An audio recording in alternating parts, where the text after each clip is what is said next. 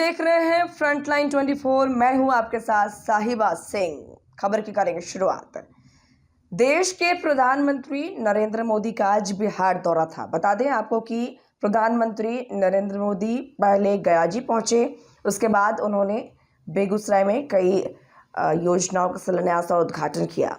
बता दें कि आज प्रधानमंत्री नरेंद्र मोदी ने बिहार वासियों को 13,000 करोड़ रुपए की योजनाओं का शिलान्यास किया और कई योजनाओं का उद्घाटन भी किया और बिहार को बड़ी सौगात दी।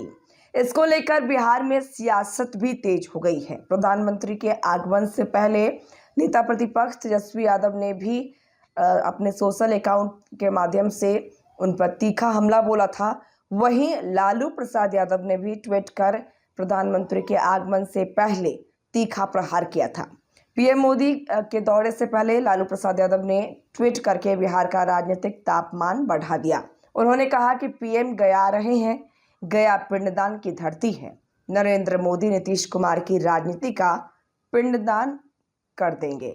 उन्होंने पीएम पर बिहार के साथ छलावा करने और चुनाव के समय ही बिहार को याद करने का आरोप लगाया और आगे कहा कि बिहार के विकास की नरेंद्र मोदी को कोई चिंता नहीं है।